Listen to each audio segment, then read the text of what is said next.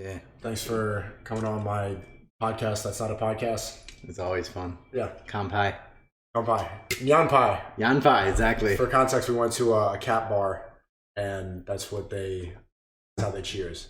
I just replaced. Yeah. But it's great to be in Japan. We got this great house. Well, this is B&B. It's not your house. Got a nice tub behind. I haven't got to see your home yet, but you're moving to Korea soon. It's got boxes and stuff all over the place. It's not the best time to visit. You can see it if you want, though. So when did you move to Japan again? 2005.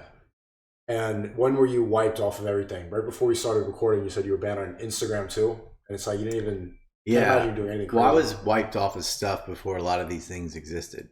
So I got banned on Google Video, America Online. Do you know what AOL is? It's like early internet. It was the internet. I got banned off of that. I got kicked off of YouTube for the first time 2008, and I don't know if Instagram existed back then. I don't know. No, it was like 2012. Yeah. So was that YouTube pre-Google days, or was that regular YouTube you got banned on? it was as soon as they sold it to Google. I made it like a year and a half and got banned. As soon as I was noticeable, I got banned. And then I got banned on YouTube many times, and Facebook, and I got Vimeo kicked me off and took $6,000 from me that I had made in sales, and they wouldn't give them to me. Been kicked off PayPal, all the payment processors. But you brought a map here specifically, and I think there's a reason I want this podcast. We could probably talk about those reasons to why you got wiped and why certain people always get wiped. Well, yeah, I'm not the only one getting wiped. I was one of the first people to get mass wiped, but if you're accurate, we always say you get flack when you're over the target. So they did not like my September 11th work, but there's lots of September 11th stuff on YouTube. And I've seen it all. Yeah, I've seen it. Yeah, but it's all crap. It's like goofy stuff. Airplane denial and whatever. And same with Facebook, Twitter. I do have my Twitter back since Elon. I got it back on my kid's birthday. Oh, that's good. Yeah, middle of January. Can you bring over that map? So last time we talked about 9/11 and basically explained who was behind it, what really went down. But here, I've wanted to see this for a long time. All the times that we've collabed remote, you show that you can turn it. This one's beat up, but so this is the Epstein map, and there's one that always goes around. It's kind of similar to 9/11 because you'll see like the list of all these celebrities who supposedly went on Epstein's island. Oh yeah, and that's all a psyop. It's just like the 9/11 conspiracies. There's two that are going around. One's just QAnon nonsense, and another one. What they did is they took Lynn Maxwell's black book with all the addresses and names, and they just copied it over into a list and said this is the client list. But that's not the list. No. So is this the client list? That is no, that's not even the whole thing. That's just the worst ones. Okay, these are the I could have brought ones. you that if you asked. I got that all in a notebook. How many people are on that list? 167. And how did you find out about all this? I met an Epstein victim in the early 2000s, but it was such a weird story that I had a hard time believing her. I thought, okay, I'll dig into this. I knew about Les Wexner already. I knew about the Steinhardt family. I knew what the mega group was because I'm always studying Zionist. And so I thought, well, it's plausible they could have a blackmail ring. Because I always tell people, you don't blackmail the poor. You bribe the poor, you blackmail the rich. You can't bribe the rich. Too expensive. But they got everything to lose, so blackmail goes a long way. Pretty hard to blackmail a street thug. But you got nothing to lose. Yeah, you give them money, they'll do whatever you want. So you blackmail them, you compromise them on camera with... They film everything. And we went over this. We don't need to talk about it again, but you've actually... What is crazy is that you've seen all this stuff. Like you watch and you... I've seen enough of it, yeah. Horrifying. Where are you getting all the research about 9/11 and all your geopolitical knowledge and all that? Where are you finding all this information? Because I don't even think I can call you a conspiracy theorist. It's just everything you say, from what I can understand, just is all you're able to. Usually, when people debate me, they'll be like source, and I'm like, I don't know. I heard. Just call me up. The thing is, Everything you say is the cited word in his source. conspiracy has a bad name because of the weirdos that say Elvis is still alive and the world is flat or whatever. But like Iran-Contra was a conspiracy. People got convicted of conspiracy. That is an official charge in the law. You can conspire. The mafia gets charged with conspiracy. There's white-collar crimes. You get charged with conspiracy. Conspiracies happen. The thing is, they try and conflate that with the most ridiculous conspiracies they can find. So that's why the word has a bad term. That's why I don't call myself a 9/11 truther. I made a group called 9/11 Truth for Grown-Ups because some of the stuff that's out there is just so nonsensical. And there's a lot of BS about Epstein too, like the fake client list. And there's also the story that he's still alive and fled to Israel and tunnels under the his different properties. Who do you think killed him? So here's a clue as to who would kill him. Who controls the prison system in New York of those people on that map? Who's that? Hillary? The Clintons. Yeah. So on this list, there's a lot of crazy names. There's the ADL. There's Hollywood. Mossad is connected to it. Mm-hmm. Iran-Contra cleanup. And yeah, some of the people that were involved in that in the 80s are older people now, but they were tied to his financial backbone. I feel like I shouldn't even be able to see this list. I shouldn't be able, like, this seems wrong looking at it. Did you take a look? Yeah. Oh, we got Preston behind the camera, by the way. There's over a dozen billionaires on that map. A dozen billionaires? And that should make you kind of shake, like, whoa, that's a lot of power. Because that's the donor class. That's what really runs society. When people talk about Illuminati and all this stuff, I'm like, it's way more simple than that. Federal Reserve, rich business Chase tycoons. Bank. Yeah, the Federal Reserve in New York helped him with a scandal that he made this company called Liquid Funding in Bear Stearns, Ireland, to move money around toxic assets in the Caribbean. And yeah, a lot of that scandal. Yeah, I'm seeing a lot of that on this list too. A lot of bankers, and financial institutions. You can see like both the Dubins are billionaires. There's the Dubins. Jess Staley used to visit Epstein properties when he wasn't even there. He could just pull up with his yacht to Pedophile Island and have at it. He'd go visit them in Palm Beach. He was there so were Microsoft employees. Nathan Myhrvold was there. He was Bill Gates' right-hand man. They raped a lot of kids. But Staley I got his emails because this is very recent. There's a lawsuit against JP Morgan for being a conduit to pay off a lot of the girls to shut up. So you can see all these like $20,000 transactions. It's millions of dollars when you add it up. And he would help facilitate that. Well, because of this lawsuit, we have some of the emails between Staley and Epstein. A lot of it's redacted, but enough of it isn't. They used to refer to the girls, they would nickname them after Disney princesses. And so he'd be like, how'd you like Snow White? What would you like next? He's like, oh, Beauty and the Beast. He goes, well, one half of that can be provided. Disgusting. What made you start looking into all this in the first place?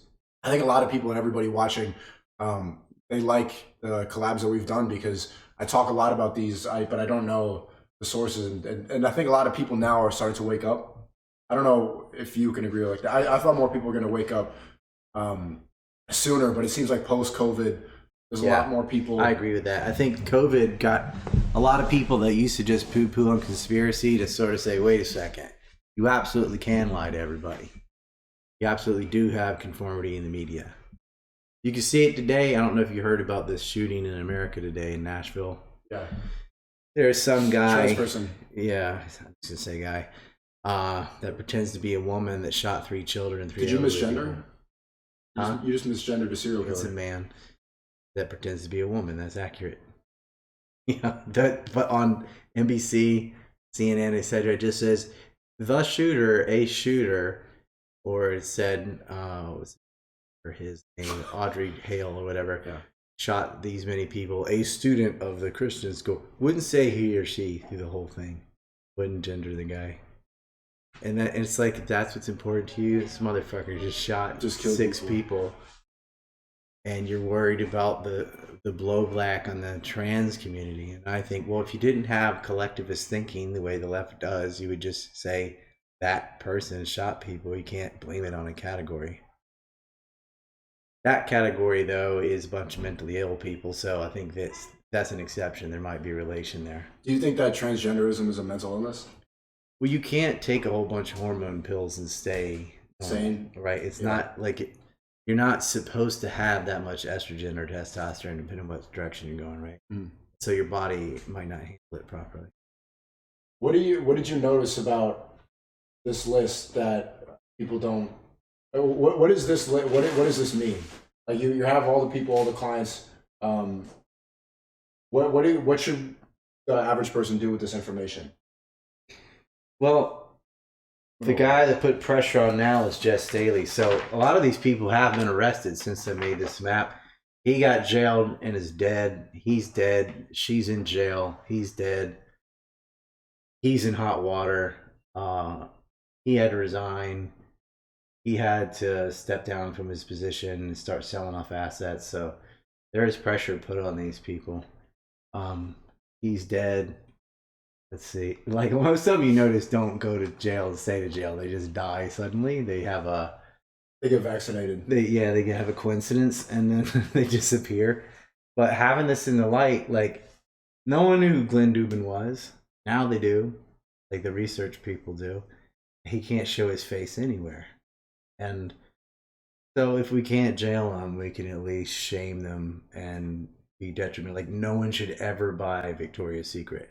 Boycott every Les Wexner product. You know who That's they are. That's the CEO of Victoria's Secret? He's the owner of all of LL Brands, the whole thing, which includes Victoria's Secret. How was that not known more? Well, now they know because I'm on your show saying it. So, but like, don't buy Victoria's Secret. There's a lot of equivalent lingerie or whatever. And so whatever they're doing, if they have products that you can boycott and you see the asshole's face on here, don't buy from them. Right? Who else is on here that I might not know? I see Bill Gates. I see Bill Gates has been proven to go on. He had 73 dinners or something with Epstein. He stayed late in the night with the Dubin's daughter, who was 16 at the time. I saw where the mail was and what year it was. She would have been 16. He says, I ended up staying late in the night with a very attractive woman and her daughter. Bill Gates used to keep 2 cars at work so his wife wouldn't know where he was going. They would just get in another car and leave, but it looked like his car was still there. All the employees would say. It's pretty funny that I saw this graphic on Twitter. It's like the average man's wife is a normal looking woman, and then you start making $500,000 to $1 million, and then she has like big tits and she's kind of like a lot of attitude. Then you get to multi-millionaire, she's beautiful, and then you get to multi-billionaire and she looks like a frog. Yeah. You know, it just goes, why? Because multi-billionaires marry financial partners and just have the women they're interested in as not their wife. Who else is on here? But well, the Clintons. Everyone knows the Clintons. Yeah. Andrew, the Prince. Why do you think that's not enough to completely destroy? You said the Dubins are shamed, but how come the Clintons and Bill Gates, nothing seems to matter to them, right? They've had people killed. I mean, Hillary Clinton was in the State Department when we invaded Libya and made slavery great again. She should not be able to show her face. But that doesn't matter to people. Like, all the money these people stole doesn't seem to register. The only thing they care about, there's only 2 things the public cares about. Racism or raping kids. Like, well, if you're a pedophile, all right, that's bad. If you're racist, that's bad. But stealing billions of dollars, starving people, starting wars, ripping people off, that doesn't seem to matter to the public very much. Why? And they're involved in human trafficking, especially this lower side. Dershowitz has defended several serial rapists. I see Roman Polanski, the famous director. Yeah, he raped a 13-year-old boy. Is that known? Yeah. Was he convicted for that? He fled to France. France accepts? They didn't extradite him. And his lawyer got an award from the ADL. So did Barry Kirscher. Barry Kirscher was Epstein's lawyer. They got him the sweetheart deal. So when Epstein got in trouble in 2008, and he was supposed to go to jail, And he did, but only sort of, because 7 days a week, 6 of 7 days a week, he'd be on work leave. So he'd just basically sleep in jail on Sunday all day. How do you get work leave? Because of Barry Kirscher. Made a deal because he was a front man for the Israeli Mossad, and they basically stepped in and be like, nope. The Americans said, well, we have to do a little bit, right? So he's in prison. The thing is, most people did not know that he had a sweetheart deal in that arrangement until 2019 when he got arrested for the second time. Then that started coming out because Acosta, who was worked for Trump, said, I was told to back off, that he's intelligence. Well, it wasn't the CIA spying on itself. It's the Mossad. And it was very clear which intelligence agency he was working for. Look at all those names. What do they have in common? Plus, his madam, Maxwell's father, worked for Israeli intelligence. That's known. He helped put Mordecai Vanunu in prison, who was the whistleblower on Israel's illegal nuclear weapons program, which you've seen in New Mech. Yeah. Yeah. Who's Steve Hoffenberg? Steve Hoffenberg worked at Tower Financial with Jeffrey Epstein, and they had several different Ponzi schemes together. And Hoffenberg went to jail. Epstein didn't. And Hoffenberg got out and really threw Epstein under the bus, but he died last year. Coincidentally? No, he was. I mean, I think that was just natural death. He was older, but I mean, I don't know. You know, he was running his mouth. So. And Kevin Spacey, it's confirmed that he was there? Kevin Spacey, yeah, he'd fly with him on trips to Africa and thing. But Kevin Spacey, separate from Epstein, has already been kitty fiddling. Yeah. So he gets to be there anyway. Separate from there. What I kept seeing pictures of Trump. Apparently, he was on. Is he not included? They actually hate each other. So there's like always this video. Look, Trump's talking to Epstein at this party. Dinner, right? Yeah, he didn't know all his backstory at that point. But so Trump owns Mar-a-Lago right now. There was a property adjacent to his property that he wanted to buy, and Wexner also wanted to buy it, like through Epstein, right? And Trump's, I think it was the Hyatt hotels he had stocks in or something, and then his show, The Apprentice, really took off. He got money unexpectedly and outbid Wexner and got the property, which Trump really wanted because he could just extend his Mar-a-Lago property, right? And they were livid over that. And also Trump's son-in-law, who's also a piece of shit, but he's in the Kushner family. It's Charles Kushner's son, Jared, married Trump's daughter. Yeah. The Kushner family is in real estate. Epstein's brother, Mark, billionaires, is also in real estate. And so you've got family competition in New York, and you had a competition down in Florida. So they're always butting heads. And Trump is very much Netanyahu team. Epstein had Ehud Barak on that's the former prime minister of Israel, different party though. So it's like left versus right wing Zionist. Although there really aren't any right wing, it's left versus further left, I would say. But yeah, they're always butting heads. Trump he's a gangster. He used to work with Bob Laboutie, the Gambino family, Giavessi family, all the classic crime families in New York. You kind of have to if you're doing real estate. It was funny though when Nick and Ye had dinner with him.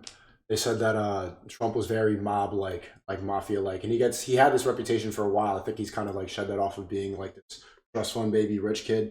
Yeah, he got like some money from his dad, but I think that world in New York kind of makes you you deal with these people on a regular basis. Everyone that like does real business in New York knows how it is. You gotta grease the palms. Like they said that Trump got up, like they're all sitting like this. And then Trump like gets up like that, slams his arms on the table, and it's like he's really like a huge, apparently like really imposing figure. He's like, you can't run, you're never gonna win. He was WWE. See, Trump financed WrestleMania 4 and 5, but he also had him at Atlantic City, which he owns. So Vince McMahon's WrestleMania is like, we're gonna bring this to Atlantic City. He had it 2 years in a row there. You can see him in the front row with Randy Savage and Hulk Hogan, I think was the final match. And Trump's there, and next to Trump is a prominent mobster.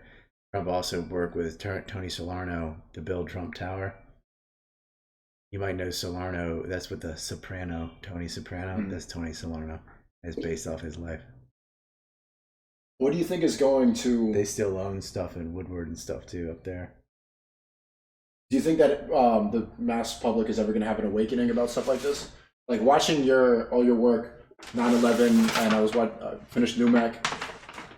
You instead of just making it seem like wacky conspiracies, your work, and I recommend everybody watching this to go on ancreport.com and also your Rumble. Nice. And just watch your documentaries. Like anybody who doubts that there's a reason like people don't debate you. You watch Trump's Zionist Ball and Chain, or they called it "God's Not a Real Estate Agent." It goes over the Kushner syndicate because Charles Kushner would sexually blackmail people too. Oh, get him on camera. Can I tell you a funny story? Yeah. What he did?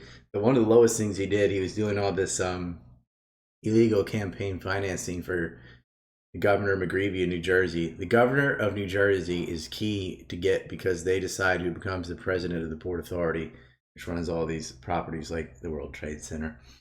And he made false businesses out in his brother and sister's names, Murray and Miriam, I believe, and they wanted in on it, right? They weren't mad that he did it; they just wanted in on it. So they had this internal family fight.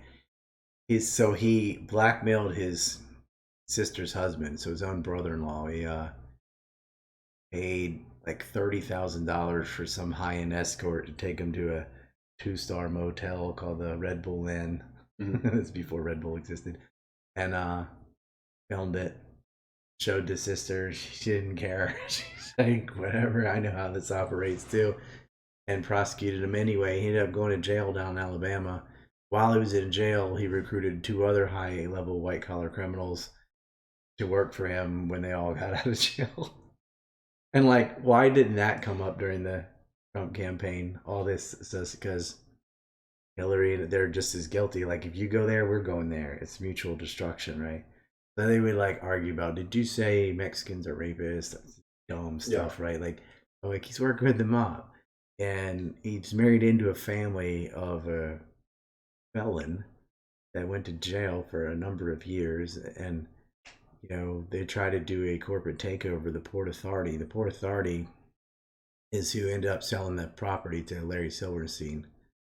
And Kushner buys up all this property across the Hudson River of, office space just in case something physically happened to the towers where they were.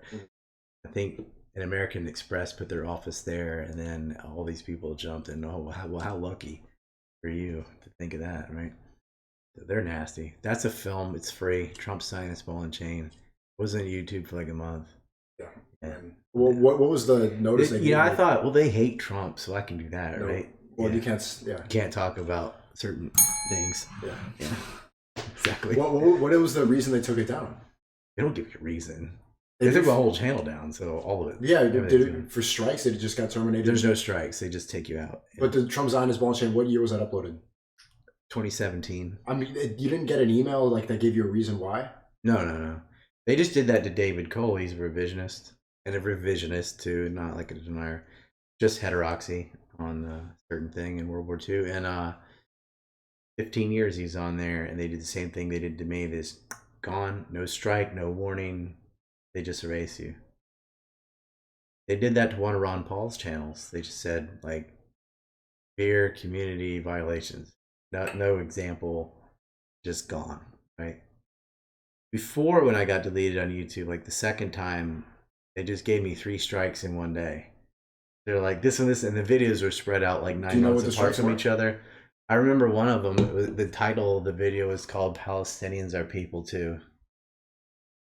And I think it was the story about Tamimi slapping the Israeli soldier for breaking her cousin's arm. And just, there's nothing wrong with the video, but they're like, can't criticize God's chosen people. I'm like, I'm not criticizing them for being people. I'm criticizing them for what they did. It's their behavior. Can't do that. When do you think, or do you think it's possible that the mass public has an awakening for something like this? I don't think it'll be like that where Slowly. we're just, I think we're chipping away at it, because what's happening is I'm seeing with COVID and also with the Ukraine conflict, everyone knows the Ukraine war is bullshit at this point. I hope so. But Actually, no, definitely more people are like doubting and skeptical of Ukraine than they were of Libya or Syria or Iraq, or definitely more than the first Iraq. That's true. Each time they lie, they lose some people. They lose credibility. But I was just in New York City, and the amount of, you have Ukraine flags hanging over the street like more than American flags. Just hang on the same street. You see Pride flag, Ukraine flag, Black Lives Matter. I saw that in Hawaii. It was a Pride flag, Ukraine flag, and a little Hawaiian flag. So there's a lot of people that are still brainwashed about it. But what is your But prediction? I think that all the flags is aiming at the lemming effect. What is that? So the lemming effect is like when people want to think how they think other people think. Like they want to be part of the group, right? So if you make it appear, oh, everyone likes Ukraine, look at all the flags, then someone's like, well, I better shut up about Russia, whatever, even though privately they're like, I don't agree with that. They don't want to be the outsider. So, but the whole thing can be fake. All you have to do is have the perception, like no one actually thinks like that. But if you put it all on TV, then everyone watching thinks that everyone else thinks that. But they don't. And a lot of people wearing masks were like, I don't want to wear a mask, but everyone else does. And the person across from them's looking at you going, I don't want to wear a mask, but I bet he does. But nobody, and if somebody just went, I don't really want to wear this. And a lot of people are like, yeah, I don't either. like no one wants to be the first. But it's kind of like, being somewhere you don't want to be. And someone's like, you know what, I want to bounce. And everyone's like, I was hoping somebody would say that. I was getting a lot of dirty looks in New York when I wasn't wearing my mask. If I had it like on my chin or something like that, you get people like looking at you like this. They get mad that you're not complying like they are. Yeah, they're mad that you're not obedient. Mm-hmm. It's an obedience test. It was a physical obedience test. But it's as dumb as like the shortage of toilet paper. Everyone started hoarding toilet paper. So like the fear made something that shouldn't have mattered become real. Because look, if you can get like 30 people to run to the store and buy it all, now there is a shortage. But it's not because of supply problems. It's because some idiot thought there was supply problems, went and bought it all. And then everybody. It's all about perception. Like Karl Rove used to talk about message force multipliers. The media uses the lemming effect to control the public, to make you think everyone thinks some way so that you'll follow. There's a lot of people like that. What scares them the most is not being part of the group. I think as long as they're following whatever the group does, just, go along to get along. They don't want to rock the boat. They don't want the controversy. Fine, I'll wear a mask because everyone else is wearing a mask, even though it's uncomfortable and blah, blah, blah. And that's how they are. Like, oh, you like Ukraine? You're like, yeah, Putin's bad, whatever. But they really don't know about it. A lot of people, if they're honest with themselves, they're like, you know what? I don't really know anything about Ukraine and Russia and what the problem is. That's what they should say. Like, they should go, I know what the television said, but, what would Russia say? What's the other side? What's the other argument? Let's hear it. Like, well, there's a coup, Maidan, 2014. Our State Department officials are bragging about it. But I do see a definite decline on just the trust in the press because they lie all the time. And the COVID thing is what did it the most. Because everyone remembers, they said you have to wear a mask, now you don't. Right? They said, oh, vaccine will prevent you from getting it. No, it doesn't. We'll stop you from spreading it. No, it doesn't. Everything they said about it wasn't true. And so 2 weeks to stop the spread. 2 weeks, yeah, 2 weeks to flatten the curve or whatever. It's all bullshit. And they're like, hey, if you can lie about medical information, what about foreign policy? I would tell everyone, yeah, that's 10 times worse. Because, with the medical information, there's a definite way to find out over time. You can't maintain that lie but so long because people are going to go get vaccinated and they're still going to get COVID. So they're going to know, hey, how come that didn't work, right? They didn't care. They just wanted to sell them. And then later when you're like, hey, that wasn't true, they're like, got your money. Who cares, right? And that's how it is with the war. They blow up Iraq or wherever. Lockheed got its paycheck. Raytheon got a paycheck. And there weren't any WMDs. Oops, too late. Got your money already. Now what? And you think, well, why wasn't there a giant sea change in the government? But to what? The other party that also wanted to go to war with Iraq? There was only a very small faction that spoke against it. And that's because the entire media lies for a certain foreign state's interest.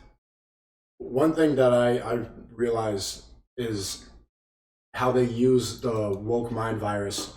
And everything that we've been talking about, you can kind of attribute to that one way of thinking. How it was. I thought that it was just like a political ideology, but it's literally just created to keep people complying. For example, like BlackRock, I saw that they have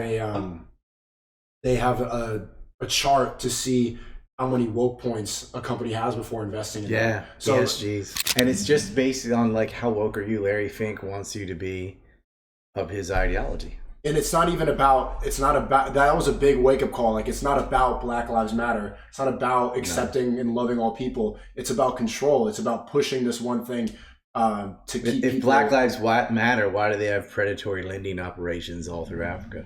Because it doesn't matter. Yeah, they have. So that's like the reason why, like, when you walk into a Target and then during Pride Month and then everything is covered in rainbows, it has nothing to do with Pride Month. That's funny that you're like during Pride Month. I'm like, what the hell is Pride Month? Month? This is we don't have a Pride Month. This is life here. What the fuck is that? Like, Pride Month. It's really interesting. Like, I want to thank you again for showing us around Japan so much, especially Osaka. How this place seems like the America that Nick Fuentes wants. It's like that. It's too bad because he would love it here, but it's all Asians, and he's like, he wants to be our white. He needs to get over that, man. I was like, look, y'all are the ones cucking to propaganda. The Japanese don't do that. Right, and we talked before about how you could fight the battle just on the internet and like speaking the truth, but it's not a genetics thing, though. I mean, I explained it this way one time. It's okay, so. Who the most demonized, like, if you had to pick an example of an evil person, what's the first name that comes into your head for most people? White man. Or like a particular person, though. Hitler, right? Like, yeah. And why? Is it because of his wars? Or is it because he's racist? Right? Because a lot of people killed more people than Hitler. A lot, even during Hitler's time. Even some of the people he was fighting. It's the racism part that they gravitate to because it's close enough for them to understand. You can't understand genocide, like, unless you have a strong imagination. And what's severely lacking in the West is not intellect and academia. It's empathy and imagination. Because you can't really have empathy without a strong imagination. And I don't mean creativity, like Purple Dragons and stuff. I mean, imagine, like, what if I was that person and in their shoes? That they don't take that exercise at all. And if you did, there would be a lot more empathy would be built up. Japanese education is very different. They build that up. They make you read the atmosphere, be considerate. How do you think other people think? Like, put yourself in someone else's point of view and see the whole situation. We rarely do that in the West. Just focus on like math, science, and like subjects, academia, but not developing character development. That's what's making it fall apart. So when you think of like, oh, the epitome of evil is Hitler. Okay, well, the Japanese did horrible things too. It's like the Germans. I mean, they medical tested live action on Chinese people, Nanking Massacre, all that. But they're not seen as the epitome of evil the way the Germans are. And the reason is Koreans don't own the media. If the Koreans own the media, then the Japanese would be the worst in the world. And Germany, they've kind of forgiven Japan. I think you should forgive people because the people alive today had nothing to do with World War II. But like Japan, they got nuked, Germany got firebombed. Mass rape, they got punished, they lost land, they were cut in half until the 80s. You had East Germany, West Germany. It's bad, but they're not forgiven still. It's still, who's the next Hitler? You're Hitler. Oh, they can have no ounce of nationalism at all without being accused of being a Nazi and And Japan doesn't get accused of that, even though they don't really like immigration. Right, they're closer to it than Germany. They really are. They really are. They want a society where everybody kind of looks the same. Everybody's orderly. There's only one political party here, pretty much. I asked you about that the other day. Yeah, the LDPs. Everybody votes for the Conservative Party, pretty much. Just it has that rule that would be called white nationalism or racism in the West. And seeing how everybody dresses here, everybody's extremely polite. Everybody, like, they bow. Like, every single person. There is no degeneracy here. Well, their nationalism isn't racial. it's just national because they hate the Chinese. Asians don't think of themselves as Asian. They think of themselves as Korean, as Japanese, as Chinese, or whatever. Well, in Asia, in America, they kind of get lumped in. American Asians might just say, "Hey, I'm Asian," but that's all that. They're outnumbered by billions, so whatever. Yeah. Like, that's just a small fraction. But they don't think. They think their sense of nationalism is more philosophical based than it is genetics or anything. And it's too bad that people don't really understand that. Or there was that one video today. I don't think it was money, but there was someone spilled their backpack in the middle of Japan, and then everybody else just helps you pick it up. Helps pick it up. Like there's barely any crime here, and also like it's the lowest in the industrialized world. There's no we walk in the park. There's no weed smell. Nobody's blasting music on the train. They sleep on the train. They sleep on you could pass out on the train. The one instance where I noticed some annoying thing on the train was a Westerner. It was some Spanish girl. I was sitting next to this girl who was like asleep, and she had like nice fingernails or whatever. Mm-hmm. And then she's just talking out loud, talking on the phone, being loud. Everybody else, all the Japanese people, quiet. They lower their voice. Even like when a kid plays on a video game, the dad like lowers the volume so it doesn't bother anybody. But the Spanish girl is like, I like her nails. Like she's just talking out loud. Oh, and then like she's like, excuse me. And you were like, she's asleep. I tell her like she's asleep. And this is when I woke up to Western ideology, because in her head, when I told her she's asleep, she didn't see it as like, let me be considerate of this person sleeping. She thought, how do I get past this obstacle so that I can take my picture? So she wakes her up and then to do stupid picture of her fingernails. And then says to her in English, I like your nails. Can I take a picture of your nails? Like the entitlement to go. Imagine like you just woken up and someone's blasting at you in some foreign language. And she scream talks like Dora the Explorer, like I like your nails. And like just the level of volume, like bitch, turn it down. Like you're annoying me so much. And I know y'all have only been here a short time, but you've seen several incidences, and it's always some. It's always a foreigner, right? And I just look and you're like. That's and I know what Ryan's thinking every time we walk around. Like, don't even, go ahead and say it. Go ahead and say it. Because we'll walk past like some weebs or something like that, fat Americans like getting anime stuff. They're always loud. I see your face. You're now racist for the Japanese people. I'm xenophobic for sure. I'm a xenophobic foreigner. The hypocrisy is real. Yeah, but there are some foreigners that come, assimilate, learn the language, all the customs, respect everything. That's fine, but. You know, both of them, it's usually not that way. That's the problem. Yeah, I don't know how I'm going to go and go back to the West and engage in that culture anymore. I've really been realizing on this trip about all this. I used to listen to a lot of rap music and hip hop music and be kind of like think that life was cool. Mm-hmm. And it just all of that is all part of the psyop. It's all meant to just keep you degenerate and make you weak and slow and make you a slave. Most of the mainstream hip hop is just people bragging about themselves. Murder. Yeah. Well, murder and I'm a this, I'm a that, I'm a this, I'm a that. I can do this. I'm the best of this. And it just attracts insecure people because they can like, that isn't you. That ain't them either.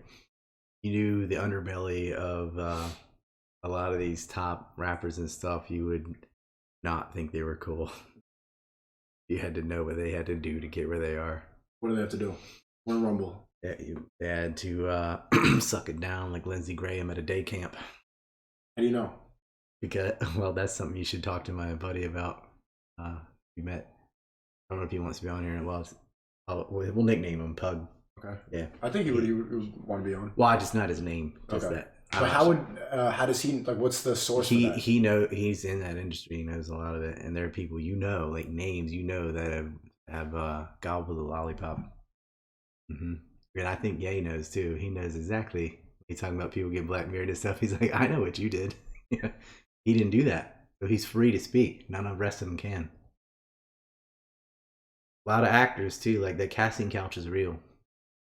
A lot of prominent people. Weinstein had to, you know. What do you think why is it that when you look down the rabbit hole of like who controls everything, who's behind the scenes and all this stuff, you can, yeah. Why it's this I don't want to say it, but there's a clear pattern. Yeah. and you're not supposed to ever acknowledge it. Like you can acknowledge the Italian mob, or you can. People will say that there's white supremacy in the police force. Might be. But why you can't acknowledge this pattern? What do you think causes this pattern? Man, I got to get you to read the manifesto. So The Unabomber? I don't think that liberalism is a political ideology. I think it's a type of psychology of severe inferiority complex. It's a lot of people that they're always like champion on behalf of another. It's sort of that, I call it, Thomas Sowell calls it the paternalistic racism, where they feel like, oh, they have to defend.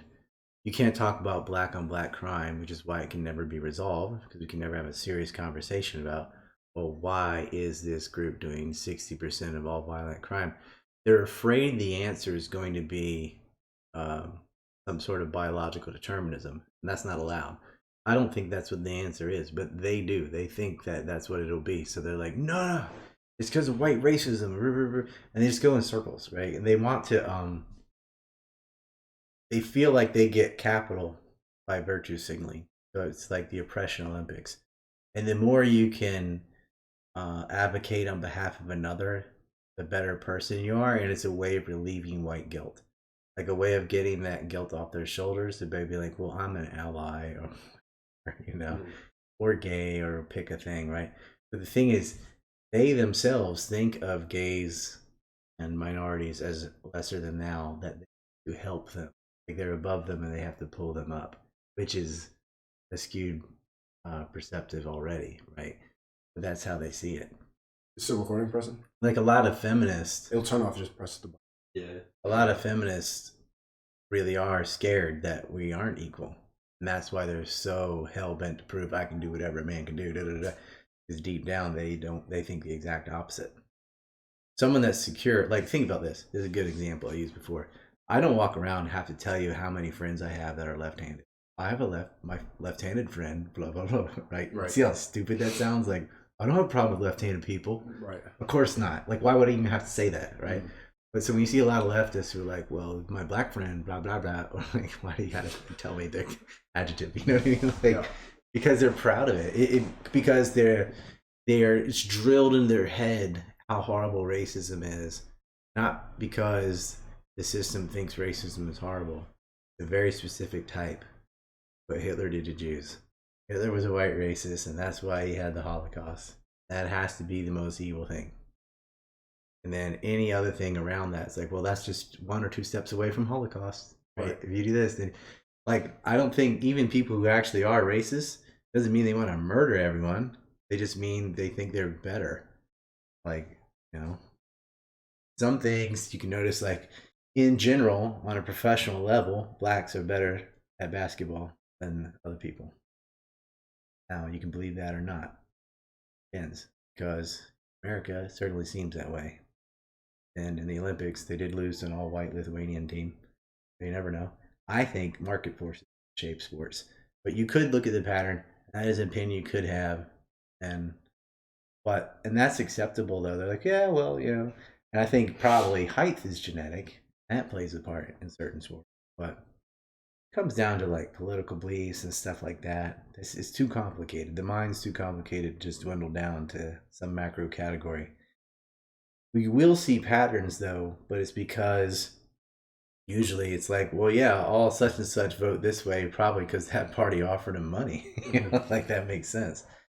And you see it flip-flop. It used to be all the Mexicans voted conservative because they identified with Catholicism. And so they were religious and they voted conservative. Later, it would switch to moving to the left over more lenient immigration policies. So it's whatever's in their own interest. Has nothing to do with race, though. But people will look at it that way and they're scared. And so you get a lot of the woke leftists, like, that's their issue.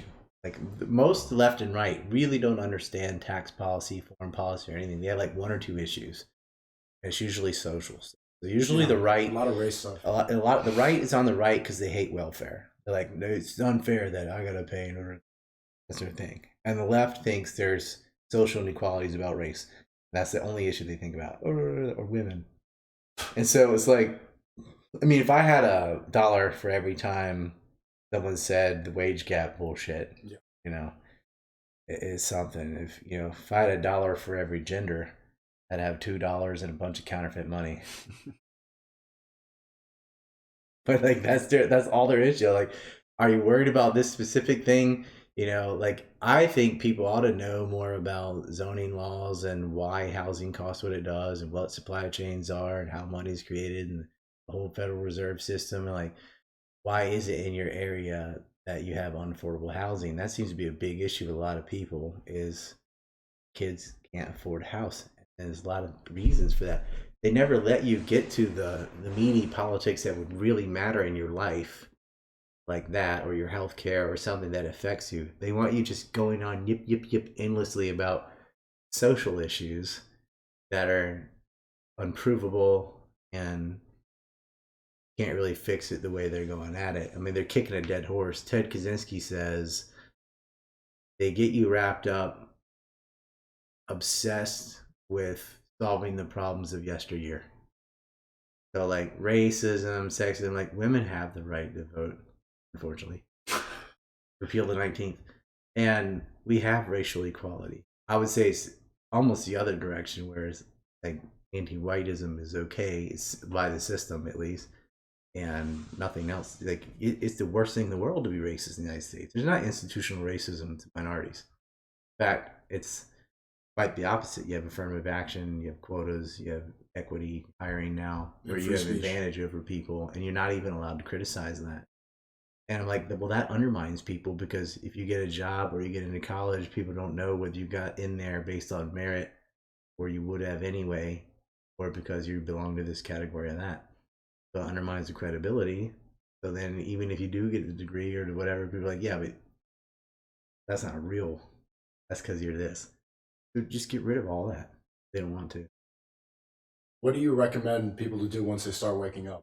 A lot of people watching this probably around my age, and I think a lot of my audience like agrees about the West is falling. I think if you analyze what's going on, there's no way to invest all your time there. Right. Preston's behind the camera. If you want to you want to hop in? Sure. Preston, I met him a couple weeks ago in Dubai, and you're from Mississippi. Fellow Southerner, that's right. A fellow Southerner, and he lives in Bangkok now.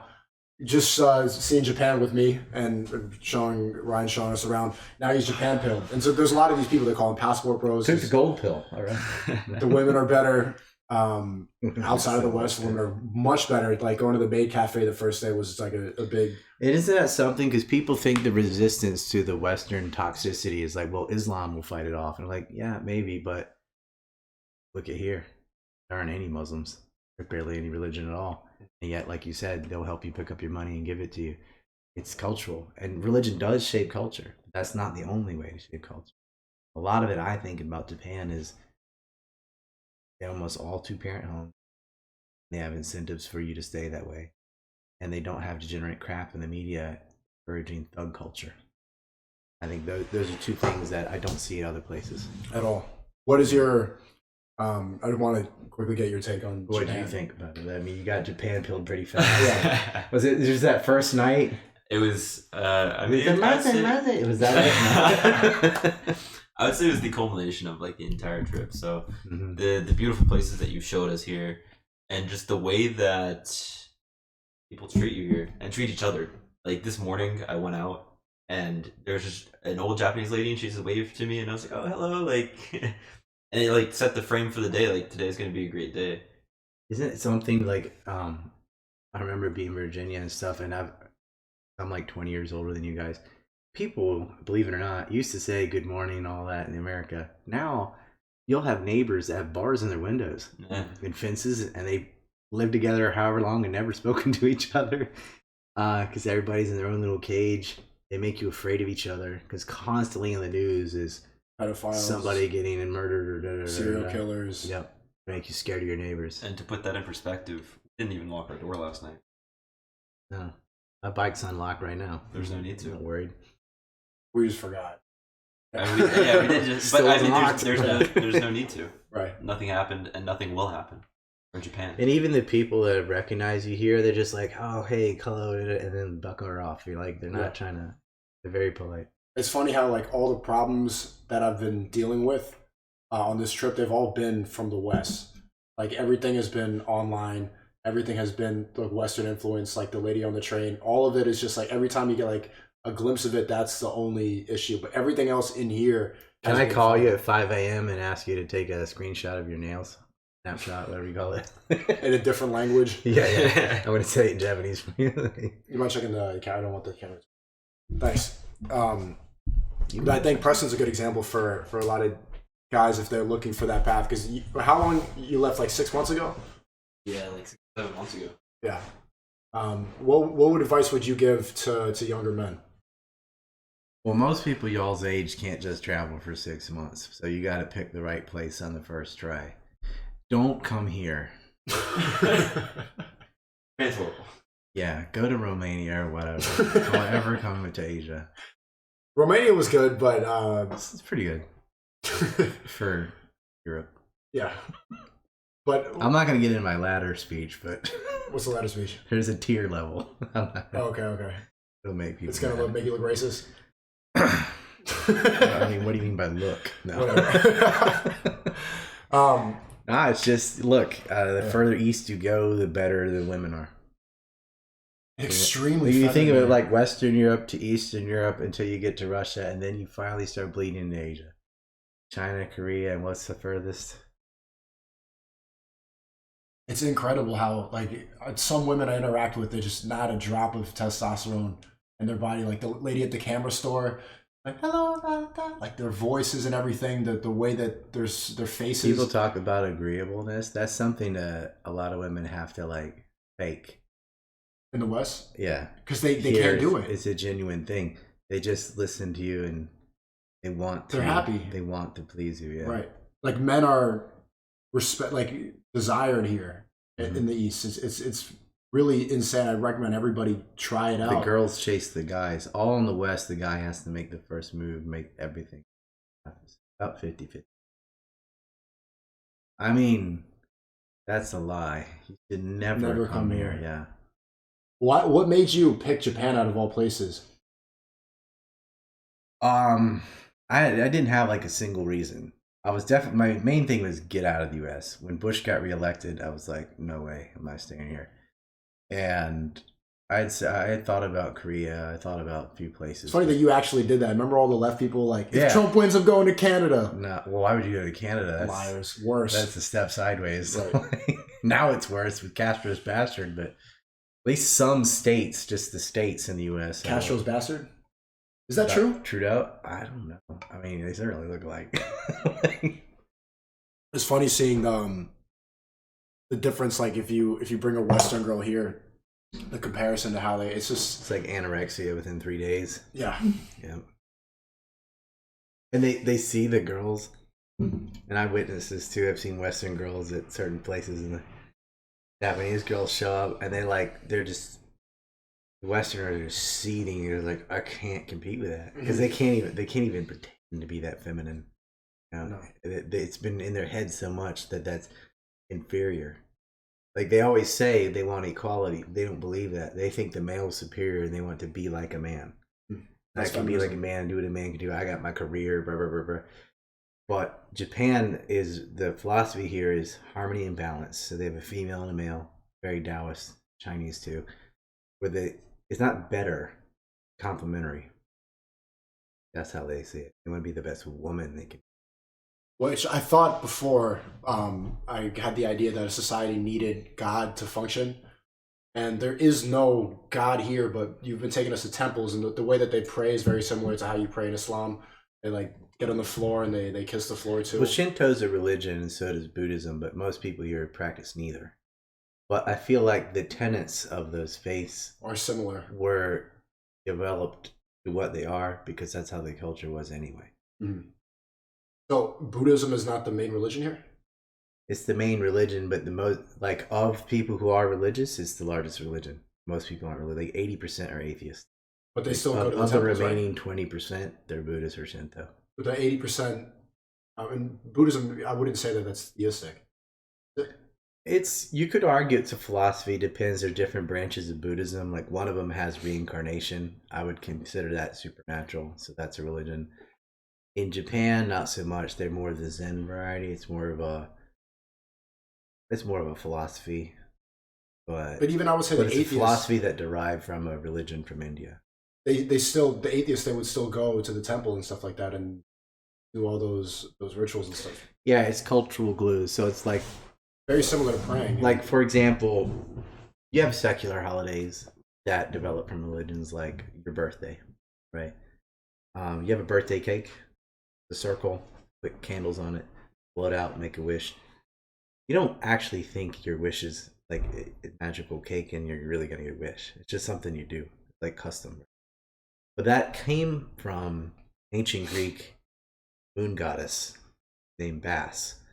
That was the full moon. Used to measure month by the moon, by month and Monday and the moon.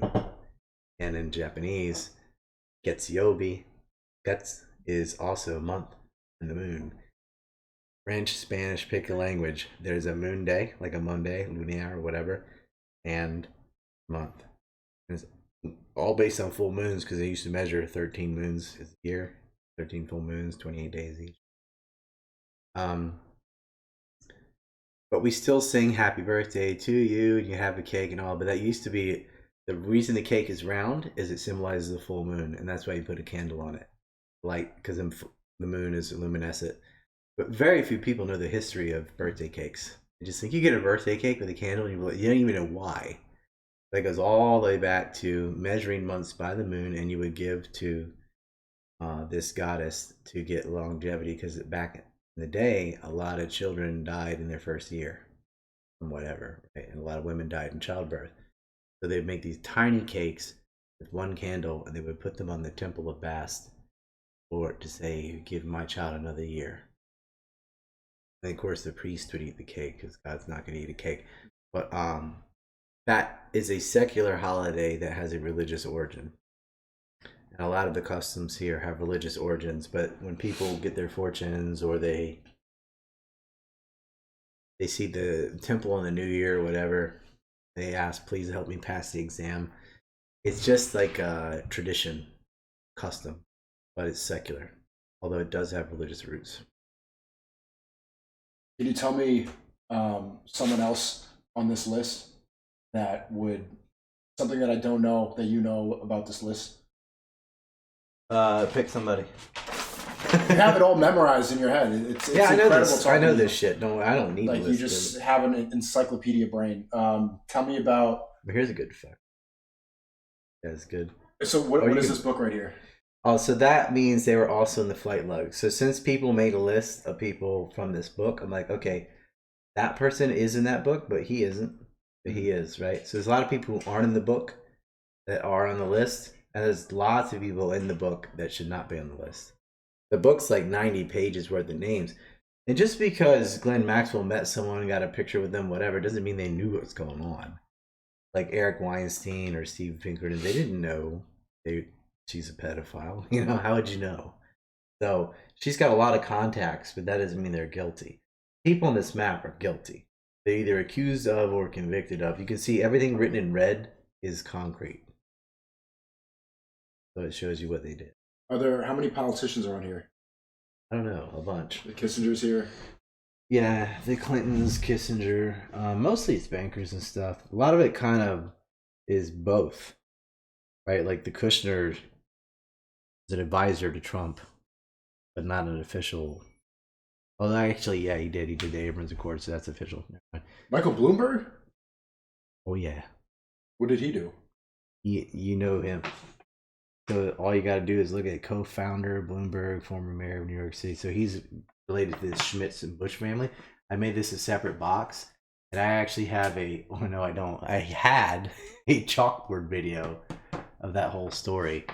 The Schmitz family was the inspector general during the Bush administration, and his family was involved with Mary Kay Letourneau. I think she's on there.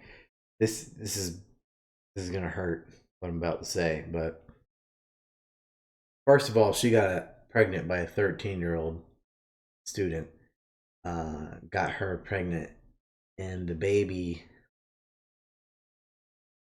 had to be taken to the hospital because it had human hair wrapped around his penis so tight it was about to castrate it. They saved the baby, but there's some others. They're fucking with babies. That's some Satanist shit right there. But anyway, Schmitz, Joseph P. Schmitz, and his John P. Schmitz were in the Bush administration, and I have a list of it. They went every single Bush, Marvin Bush, Prescott Bush Jr., George Bush. They're all involved with some major mafia organization. So, Prescott with Ian Gabalkai out of Japan. They're tied to some Russian oligarchs with Boris Berezovsky, who's dead. He actually, I should have brought my calendar. I have this calendar that shows when evil people die, and I make a holiday out of it. He died a few years ago. Do you know who Gilad Osman is? He's a philosopher. He's an ex-Jew. He's from Israel, but he's British now. He wrote The Wandering Who, really great book. Gilad Osman's children, I can say this now because they're gone. They went to university in Japan. He put them here. He got them out of the West, right? He'd come visit. He's also a professional saxophone player.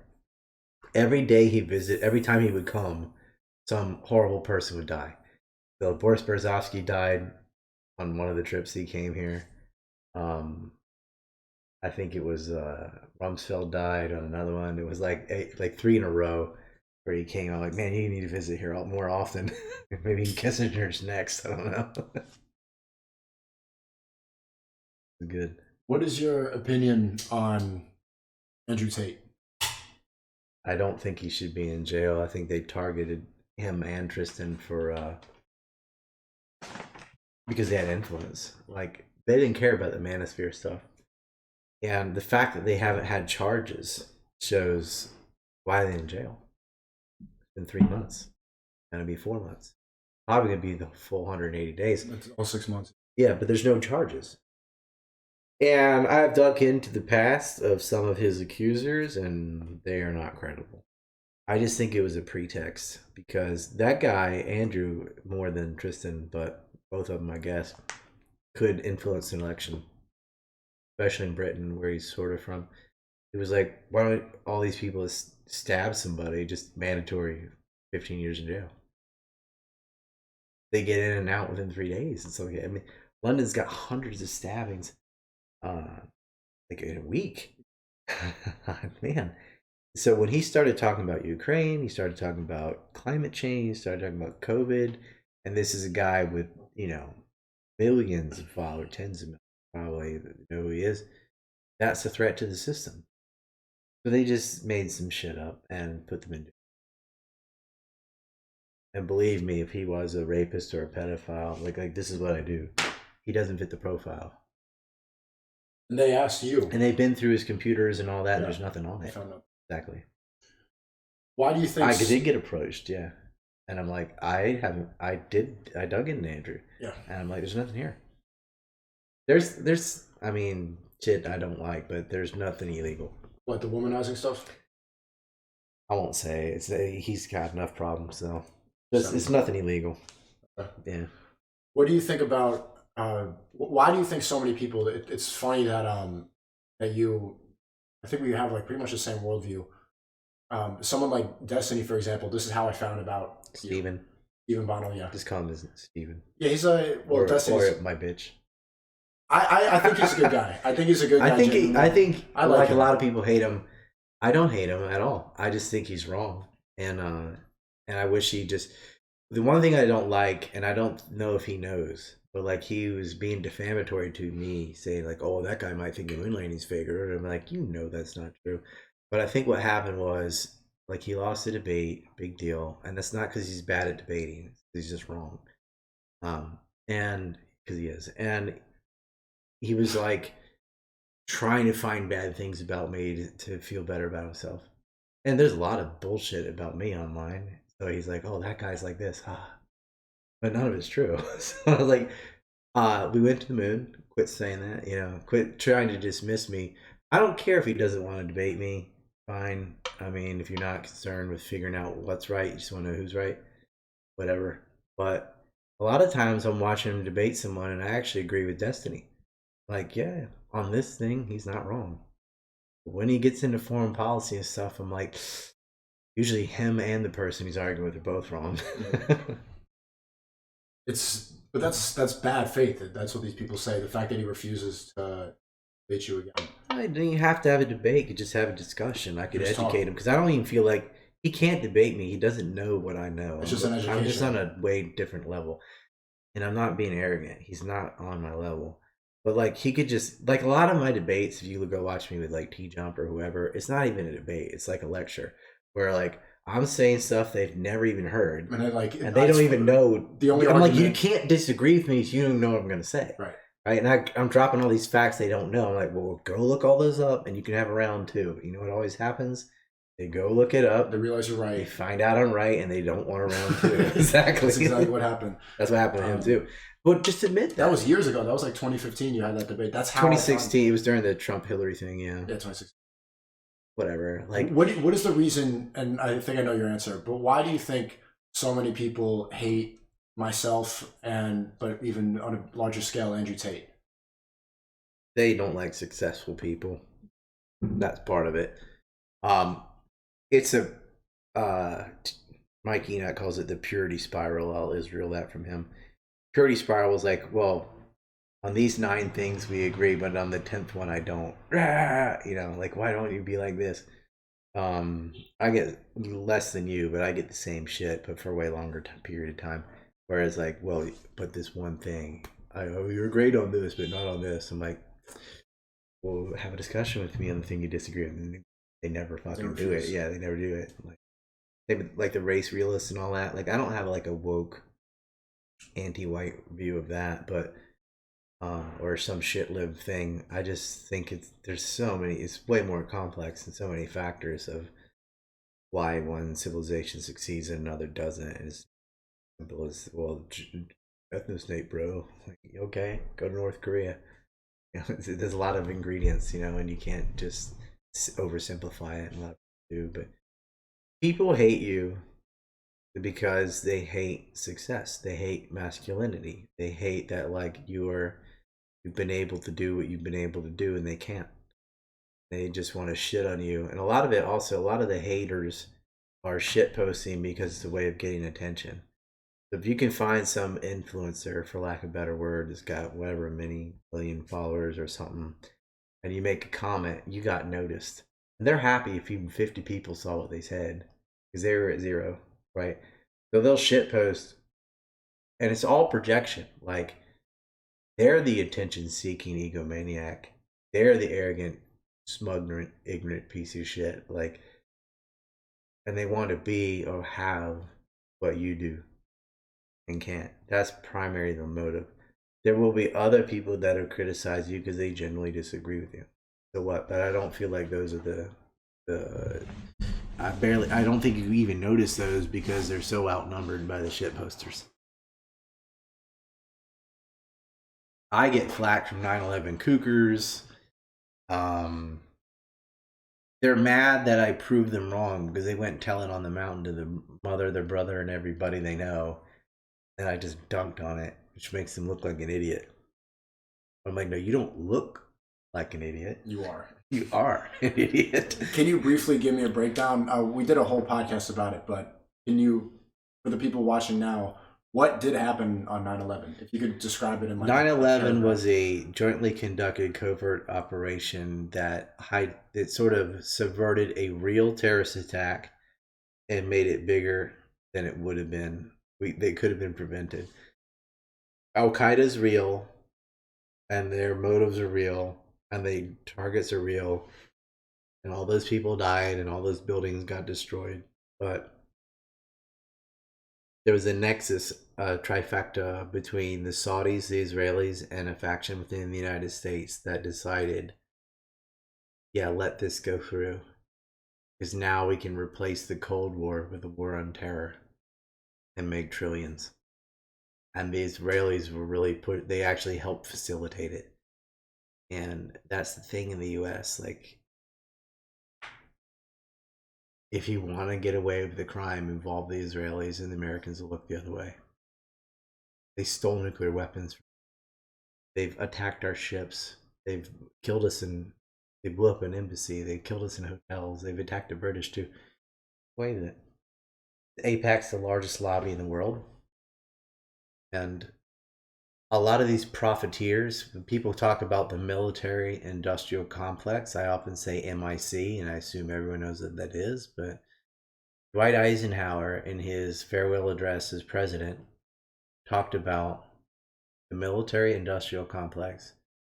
And so you can see that in previous wars in the past, it was over a particular resource. You needed gold. You wanted oil or some particular thing you wanted to steal, or land, but nowadays, since the day of mechanized warfare, the war itself is the resource, because it costs so much to build all the airplanes and tanks and artillery. You're talking one cruise missile is $1.2 million. Right, one cruise missile, right? Even a subsonic Tomahawk missile, right? So when you add in the Kiowa Warriors and the Abrams tanks, the F-16, F-15, A-10, da da da da, it's billions and billions of dollars to do a war. So you don't have to take something from the enemy. Just engaging in them is already a giant network of profiteering. Because of the way the stock market is designed, people who are not directly involved benefit from the conflict. Kellogg, Brown and Root, Halliburton, Lockheed Martin, Raytheon, Northrop Grumman, Boeing. It was a no shit Sherlock buy right before the war in Iraq or whatever war. Yeah, invest in weapons companies. It went up 33% in 1 year. How often does the stock go up 33% in 1 year? Mm-hmm. That don't even seem real. Go look it up though. 2002 to 3, you would see these things just jolt. And so it's kind of insider trading, because it's insider trading. It's not, there's no kind of to it. Yeah, I'm going to buy the companies that build the missiles, the planes, and so on, and then we're going to go pick a fight. And so it's this sort of like no shit investment. And then so many other tertiary industries are tied to this just for the profitability. They know that the news is propaganda, and they're like, I ain't gonna say anything because we just bought however many shares in Northrop Grumman, this many in Raytheon, this many in General Dynamics, this many in Lockheed Martin. So in the war industry, that's what the military industrial complex, they're married together, so that war is now not about defense. It's not about even conquest to take a resource. It's just a giant profiteering ring. They don't even hate the enemy. But it's sad. There's this book called Why Peace by Mark Gutman. Got 55 authors with their different stories. One of them was talking about, he was from Cambodia. You know what's worse than hate? You know what's worse than bombing someone because you're afraid of them or you hate them? Bombing someone with... That's what happened to Laos and Cambodia during the Vietnam War. They're just like, well, what does it cost to drop X amount? Okay, just carpet bomb this rice village. And it's like, oh, that was $1 million. It'd be like 10 million today. Killed like 8 people. The cluster bombs are still there and can blow up later. They were just like flattening insignificant rural peasantry because the money. They didn't hate him. They weren't scared of him. It just didn't even matter. It's fucking low. That's evil. That is evil. That's more evil than... Indifference is more evil than hate. Hate has some sort of emotional investment. Like, it was just like a calculated... It was just like completely fucking sociopath. Heroin and helicopter. Bell Helicopter was losing 20 helicopters a week in Vietnam. 20. You can give a shit. Oh, we get 20 more.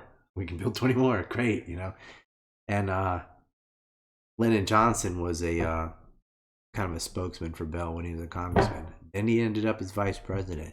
Then somebody shot the president and he became president. What a coincidence. And he did not end the Vietnam War. He accelerated it. Who killed JFK? Come pie with me first. I'm by.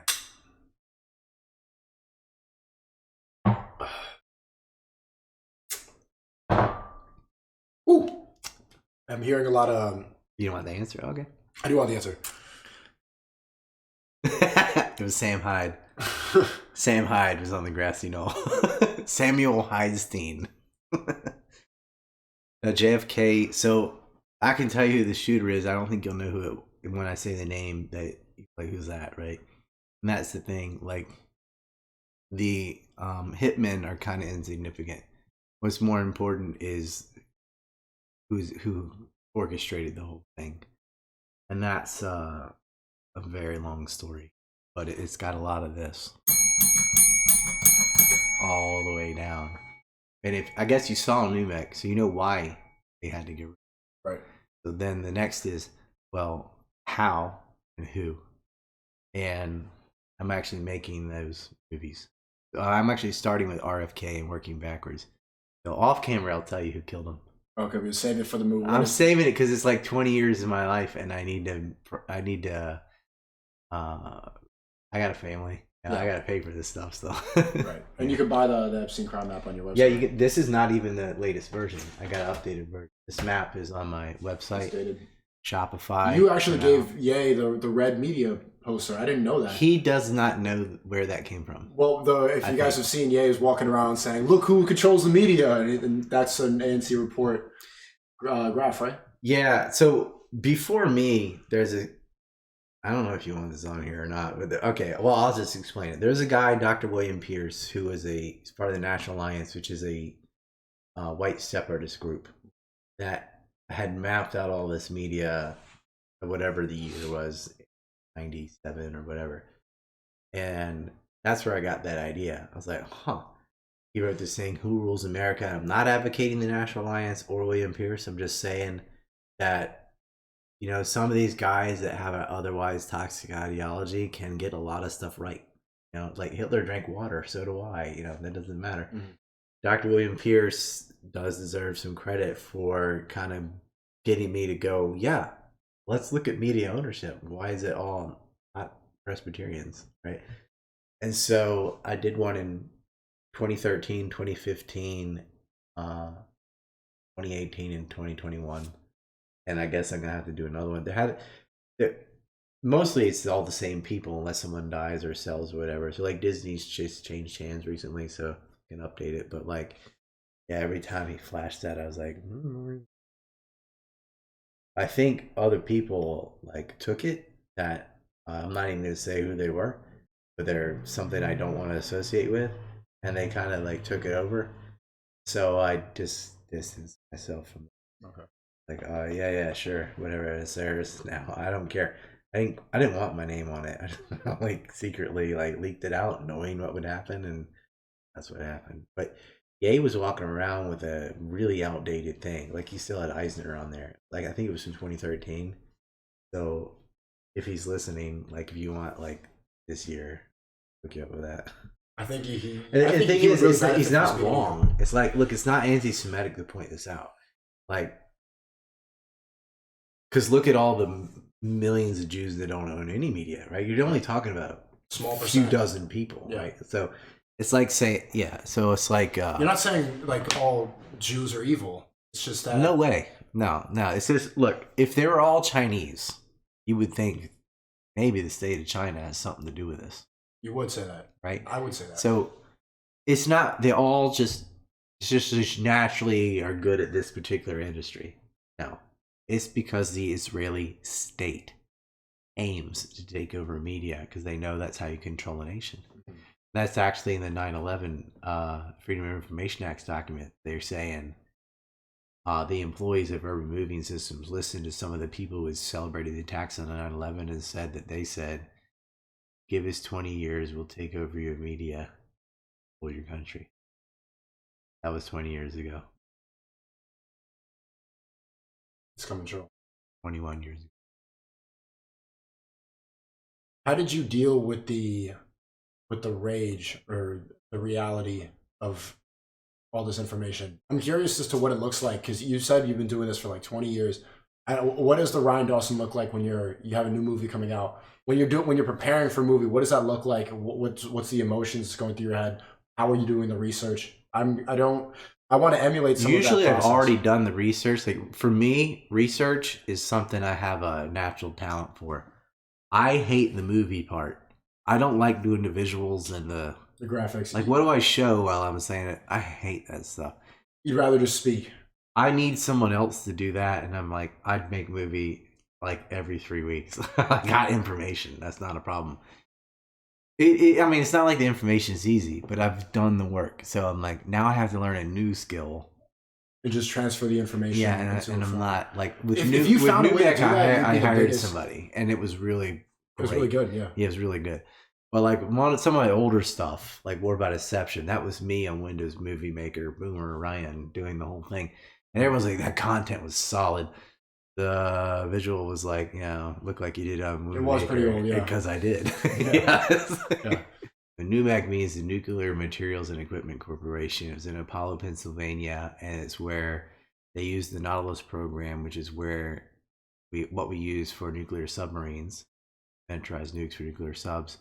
And one of the founders of that, his name is Dalvin Shapiro, genius. But they diverted uranium, highly enriched uranium, uranium-235, out of that program that was supposed to be for that to Israel or to Palestine. Then it becomes Israel to build their own nuclear weapons. They already had a plutonium plant that the French had helped them organize, and so they covertly stole highly enriched uranium from the United States, got it over to Israel, along with a whole bunch of other conventional weapons that they were not supposed to have, to take over a piece of Palestine, establish a state, the JA, the Jewish Agency, which becomes the first governor of Israel, Ben Gurion and Ted Kulloch and Dogan and Dagan and all these people. And they secretly built the most powerful weapon in the world, nuclear bombs. And I thought, almost no one knows this. And now people like Roger Monson and Grant F. Smith written books about it, lectures about it. I've been to these events in DC and I've met these people. There's maybe 200 people in the crowd. I'm like, man,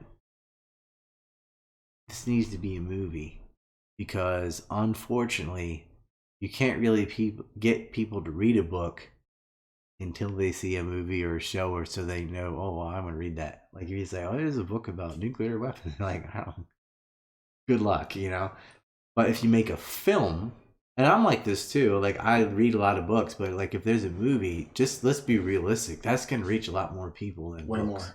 Way more. If you found the right way to download this information into people's minds, right, quicker, and I plugged the books, and I plugged. It's not but just no one's books. gonna read them. Like, well, they'll make more than they did before I made the movie. So like, true. I try, but I'm like, this. Everyone needs to know this. They stole nuclear weapons. What's a book? And it has to do with why they killed Kennedy, because he was inspecting Dimona, which is where they physically made the weapons, right? In the Agaf Desert. So. What did we say? A book? What's a book you recommend to find out some of this? I guarantee you, after this podcast, people are going to be like, "I want to learn more." That's what's happening. I actually have a recommended book list on my site. If you go to the About section and you go to recommended books, there's a lot of books. The Divert's on there. That's on NUMEC. That's by Grant F. Smith. A lot of stuff on the Civil War, World War II. I got a whole bunch of recommended books. But if you want to fight Zog, anything that I've listed, you want to get one of those. So what does your research process look like? You're doing it for 20 years, and I have no idea. I've only seen you showing us around Japan. 23 years, yeah. What is? Can you break that down for me? What are you doing? Where are you? Where are you finding this information? I used to read 5 hours a day. I used to read a lot of books and like online newspapers and stuff, but nowadays, like, this is all you really need. Like I sit like after I'm done with family things, I will sit on my phone at night, and there's certain podcasts I can listen to, but I can read a lot faster than I can listen to somebody. Well, I did recently figure out how to go to 150 speed. Just hear it. Finally, yeah. Yeah, I'm kind of bad with tech, but like because I didn't grow up with that. We had like Pac-Man. So antiwar.com's good. There was a guy, unfortunately he's passed away now, Justin Raimondo. I read every article he's ever written. Another guy, Michael Collins Piper, I read everything he's ever done. It's great. There's certain muckrakers who are just fabulous. Assange is one of those people. Unfortunately, his situation with WikiLeaks, but like Jim Loeb's another guy. When you find like a really great author, you gotta hold on to that. Jim Loeb's getting up there in age. Ray McGovern's another guy. He's also up there in age. Some people in the middle. I just read Scott Ritter's last book, and it's like, God damn, you think I'm a nerd? This guy, he's the chief weapons inspector in Iraq, said, no, they don't have this. There's certain people that are just like really passionate. Scott Horton, everyone should listen to Scott Horton's podcast, Anti-War Radio. And then what you do is you find out a particular guest that comes on, like a show like that, and you're like, oh, they have a book? Go get that. Like, I have a lot of boxes right now since I'm moving, and it's just books, because the internet's trash. Almost everything online is watered down to the lowest common denominator, and that's a problem. You got to read books. So, a lot of my research, maybe I'll start online and I'll read the trash and say, so I know what not to do. But authors are where it's at, primary sources. So I have a degree in history, so I'll go and read the microfilm and go through all the newspapers of the time period that I'm looking at, see if I can catch something. What's great about the modern stuff is you can like, I wonder if this, Control F, this word, right? Man, I wish I had that 20 years ago. It didn't work. I research the shit out of stuff, and then I'll find a particular person. I don't know if you know what a woodshed is, but now and then I'll just get someone and go through their whole history and expose everything. Like Barry Weiss, I did a 7.5 hour beatdown of this bitch from the New York Times. This hardcore Zionist, and she was on Joe Rogan, and like everything that came out of her mouth was a lie. Everything except her name. Everything else is crap. And Joe had no clue. You didn't pick up on it at all? You are like the perfect guest for the Joe Rogan. I did a 28-minute synopsis of the 7.5 hour thing of just what a cunt this bitch is. But like, I did one on Hillary, I did one on Bernie, I did a whole movie on Trump, a whole movie on Biden. So if you go to the woodshed, it's like you're done. Like I just pick like Richard Pearl or some fucking. What's the woodshed? It's like it's this thing I do where I'm like, okay, I'm gonna take this person. And I'm only going to focus on this person and tell you every evil thing they've ever done. And once you've been in the woodshed, like all you got to do, like, oh, you like Hillary? Have you seen Hillary to the woodshed? Oh, you like Bernie Sanders? You want to see Bernie Sanders to the woodshed? What's Bernie Sanders' woodshed? Oh, it's bad, dude. Like I got him bad. I thought he was a genuine guy. I believed in the side. Oh, God, that just hurt you. He isn't. That's what actually. His fans are. Like the people who like Bernie seem to be like good people, anti-war. Like that's why, because he was what they think he didn't vote for the Iraq War. That's not why. That he voted for the Iraq War when the Democrat was in charge. He wanted Clinton to go to war with Iraq, and they didn't. He voted for the 1998 war resolution against Iraq. He voted against Bush's Iraq. And that wasn't because he was against it. He wanted it to be multilateral instead of unilateral. What do you mean? So he wanted more of our allies involved. It was just an anti-Republican thing. It wasn't an anti-war thing. Because he was okay with Libya. He was okay with Ukraine. He was okay with every war after and before. He was against Vietnam. That's because he didn't want to get drafted. But like he voted to finance the war in Iraq 3 times, right? So like if you look at he's not a genuine he voted person. for sanctions on Iran. He voted against Yemen. He sucks. But they're like, well, there's this one vote where he didn't vote for something. They'd say the same thing about him. Yeah, you got fucked. But most people did. Bro. Most people did. And I'm like, Bernie Sanders is not what you think he is. Didn't they rig it against him for Hillary? They did. They fucked him over for Hillary, but she's worse than him. How did they fuck it? I know she's worse, but how did they fuck it? The superdelegates thing? Right. You got it. And I was like, well, it's like he voted with Hillary 93% of the time. Right. So that's all you got to know. Oh, you hate Hillary? Well, Bernie's 93% Hillary. So right? what's his woodshed? He wasn't murdering people like Hillary. It's still on alt censored. I can put it on Rumble. So all my older videos are gone. But there's this website called alt censored that like anticipates people who are gonna get the Showa, and they put them all on there. And so Bernie the Woodshed is there. That video got striked or banned so many times, like almost more than anything. And a guy I work with, we do this show called The Four Horsemen. Is Reed Coverdale, myself, Eric Jackman, and then like whatever the guest is. Reed like was a Bernie guy briefly, and then he saw Bernie the Woodshed, and he's like, "Fuck that!" And I put the voting record on the screen. I'm like, "This isn't me. This is him. This is his record. Y'all are getting the wool pulled over your eyes." That converted him. And but that video, I couldn't get it to stay up. When I put Hillary up, no one gave a shit that I bashed her. The Bernie stuff, whoever worked at YouTube, they were a Bernie bro, because they just thought he was the patron saint. But he's all like nearly a communist. He's fucking awful. And they all thought he was like this anti-war redistribution of wealth, and I'm like, no, he is not. Yeah, you got fucked. But I mean, probably when he ran, you were a teenager. Yeah, I was. That was my first. So that's okay. 17. I was canvassing for him. I was knocking on doors. Hey, you heard about Bernie? When I was a teenager, I think I supported Ralph Nader. Because I agree with Nader's dad. Nader says, we need a third party. And his dad looked up he's reading the newspaper. He looked up, he's like, I'd settle for a second party. It's just because the two parties, the Republicrats, is barely a difference. When it comes to monetary policy, they're the same. Foreign policy, practically the same. Between Republicans and Democrats? Yeah, a little bit different on some taxes and this and that, but they're all pro-war. They're all pro-Fed. Like all the major things, they're the same. Did you do a Woodshed video on Trump?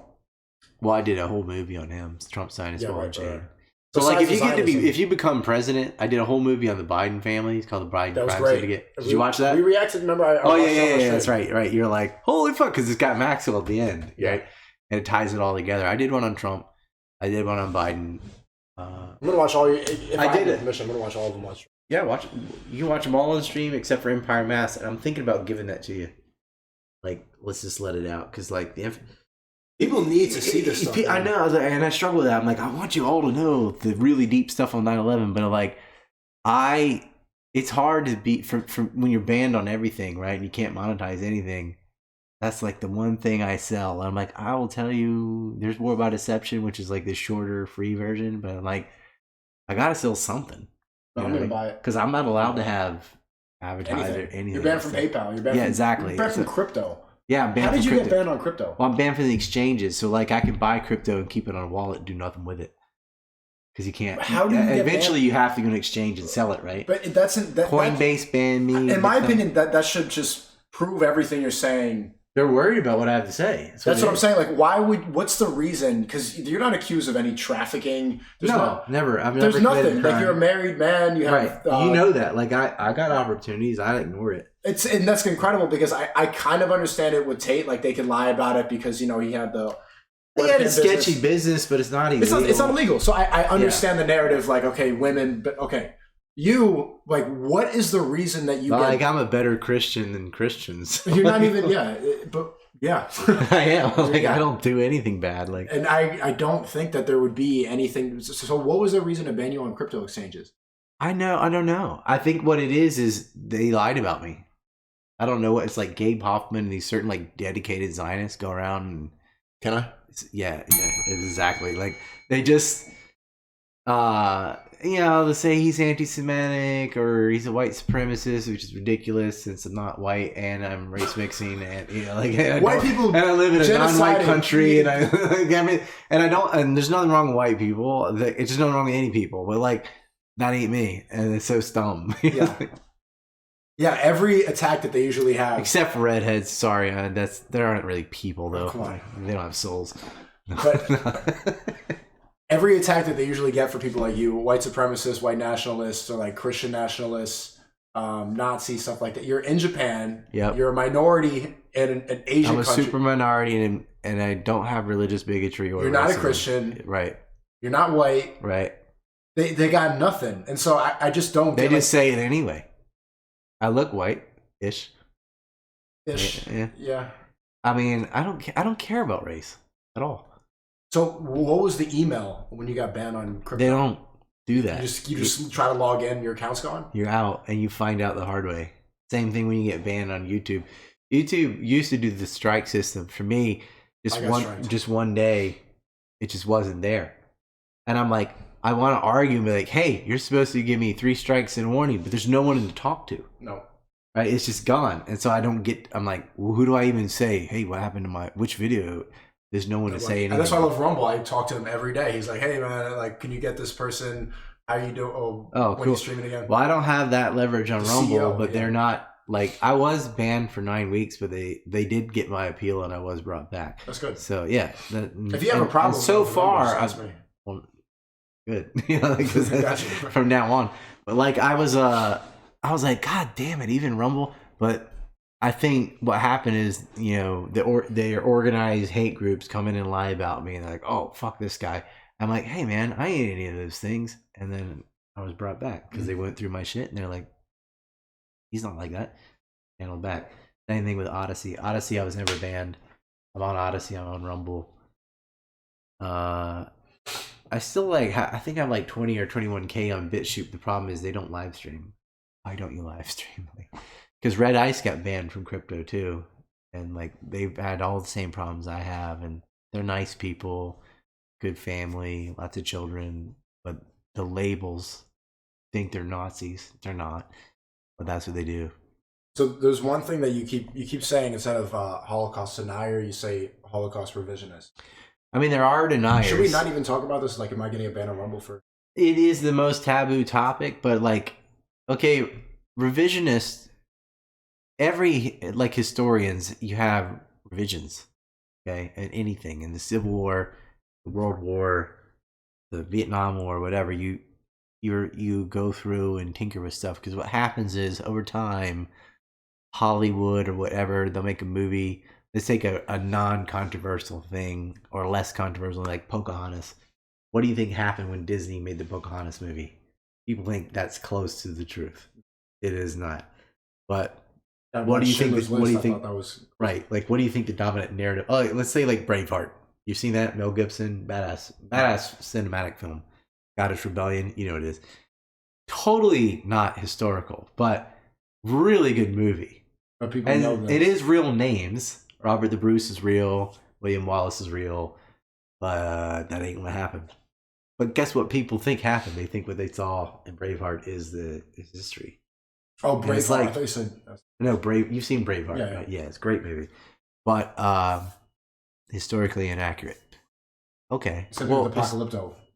Yeah, lots of movies like that. So what happens, revisionists constantly like, this history was what it was, then some movie comes out, and you gotta like reinforce, no. Like, you almost have to do history versus Hollywood, right?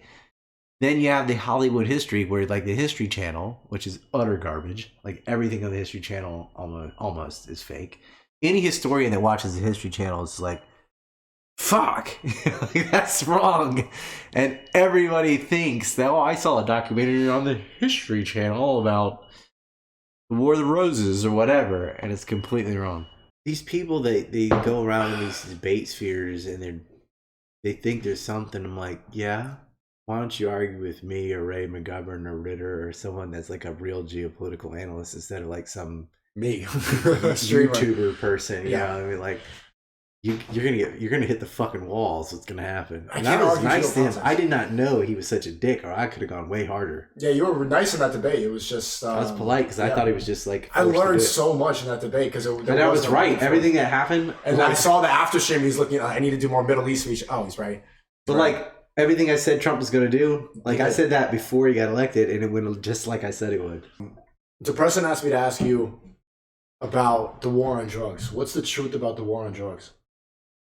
Afghanistan. Profiteering, because if you look at the major $64 billion trade annually in heroin and heroin derivatives, opium, morphine base, morphine, all the things you can make out of heroin. It's used to come out of Vietnam, now Afghanistan, and the CIA is running the planes. Air America One, you know about that, right? Yeah. And so, like, if you look at the cartels in Mexico, or like pick an area, right? All these warlords, cartel members, wherever it is, they get different labels. It's not really a war against drugs. It's more like the management of the flow of narcotics. Part of Iran Contra was financed from illegal narcotic sales from Nicaragua and Colombia. And so the reason is because you're like, well, the government could just print money, right? I'm like, okay, well, sort of. Congress can say, we need another $1 billion to finance NATO and the war in Ukraine or whatever, and they'll just get it.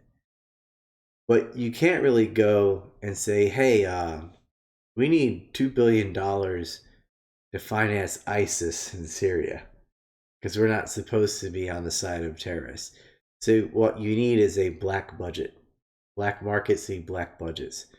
And so one of the hidden methods of finance that pays for black ops, like the insurgency in Syria or Iraq, the Mujahideen MEK, Pakistani terrorists, Al Shabaab in Somalia, Boko Haram in Nigeria. Like, these groups are not organic. They're getting money from intelligence agencies, but it's not on the official budget like from Congress. It's coming from the black budget. And the black budget, one of the main aims for that is narcotics trafficking. Billions of dollars off the books money for off the books operations. That was part of why they had to hit Afghanistan before they invaded Iraq. There's a great 3-hour lecture I gave on that in Sydney, Australia, where I was banned from the university. I was supposed to go speak at Western Syd. They thought I was some alt-right loon. And I'm like, no, I'm not. But that's what happened. And so I spoke at the Palestinian Community Center to a smaller audience, but a way more based audience instead, with another woman, Marin Sicily. She's known online as a Syrian girl. And the two of us gave a talk, and part of mine was on the method of off the books operations and how they finance them through illegal means. That's been going on since the days of privateers. The Opium Wars really started with the British invasions of Hong Kong. And we're on like our third Opium War. And you mentioned BlackRock earlier. I akin them to like a modern East India Tea Company, where a corporation becomes the size of a state. But yeah, the war on drugs is not sincere. People will know about Freeway Ricky Ross or some minor fucking jabroni like that selling crack cocaine in Los Angeles.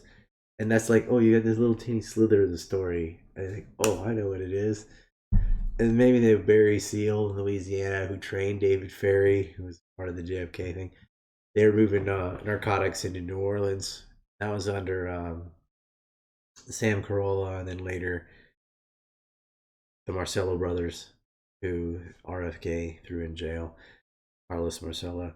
But like, there's always these syndicates, and it's like, I even as a kid, I'm like, well, if you know their name, like, you know Al Capone, everybody's heard it. Like, well, if you knew he lived in Chicago, and you knew his name, why didn't you just throw him in jail?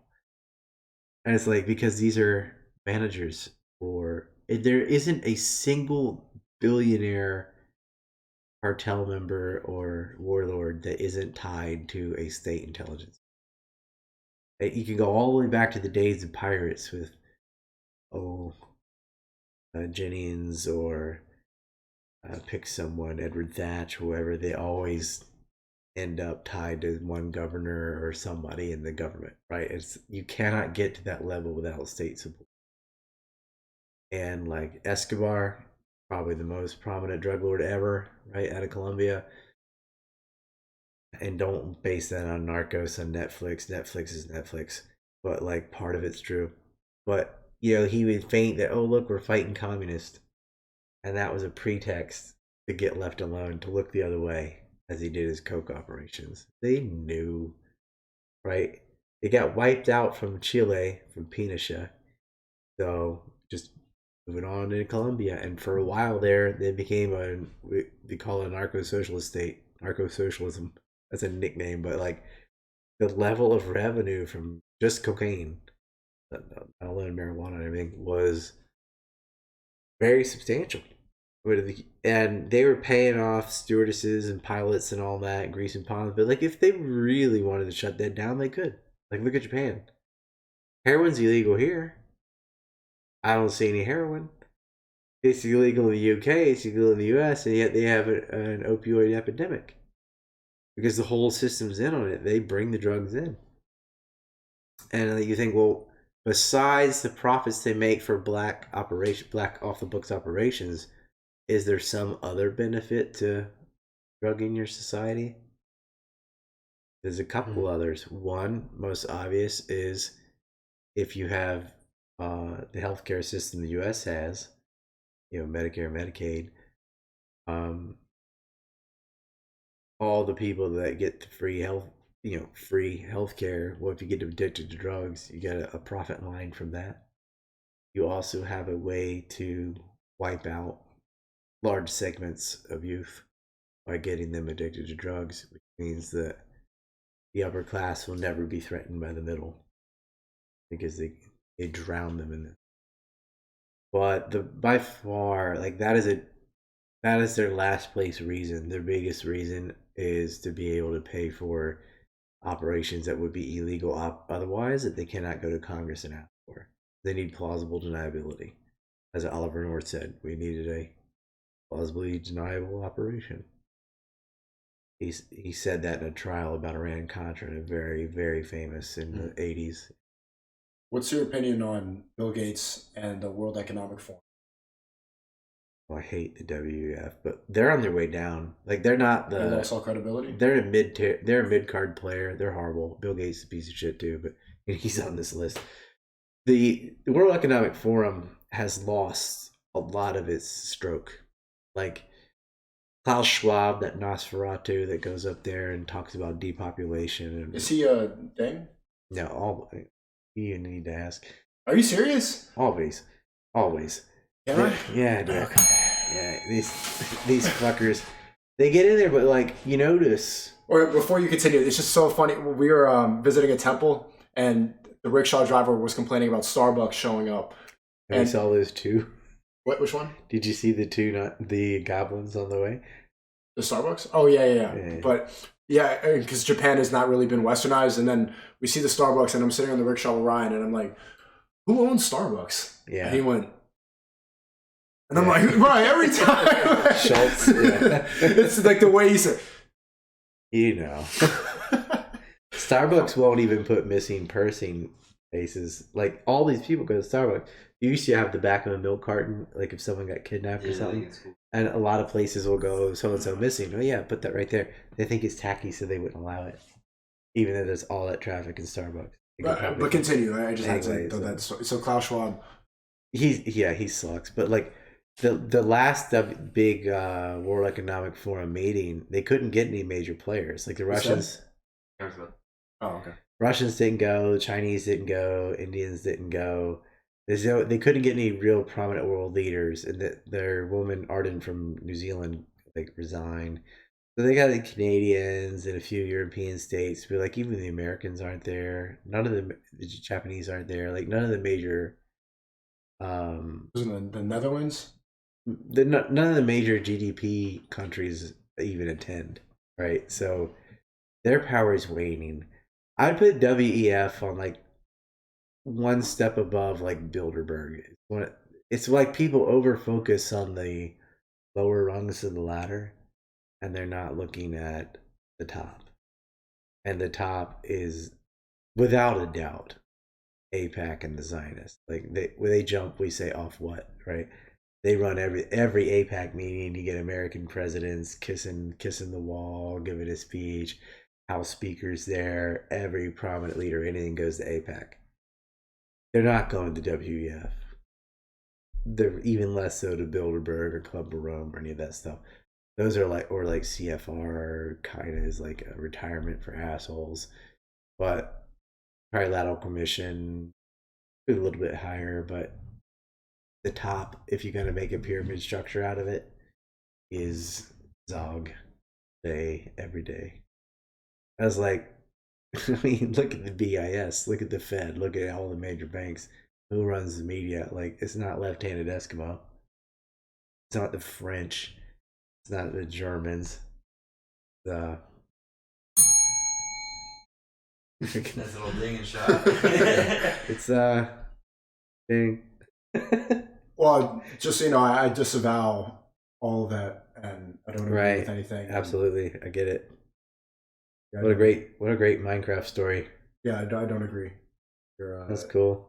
white supremacy. Ah, come on.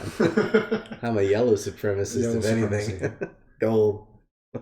Well, thanks, Ryan. I think we wrap it up here. If you want to get the FC map, there's an updated version on ancreport.com. That's right. I think it's really interesting for anybody that disagrees or anybody that. It's like a starter more. kit, because under these names you probably can't read them, but it's information of what they did. And here's the great thing: once you have a name, like even on Wikipedia, you can go look up Glenn Dubin or whoever and get pretty good. It's just pretty good information, but people don't even know where to look. They don't even know where to start. No. They're like Epstein. I keep what? seeing the PSYOP list. But once you have this, or the notebook list I have, you're like, man, look what this fucker did. It's all there. But you got to have like a foothold to know what to even ask. Like, they don't have the right questions until they have a map. I sell a map.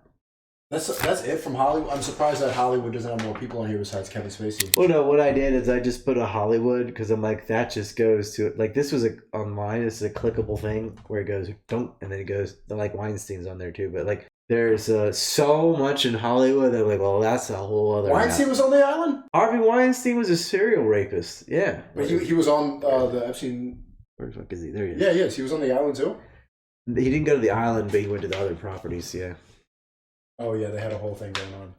They had one in New Mexico, they had one in Paris, one in Florida, one in New York, one in Ohio. In Ohio too? Yeah, that we know of.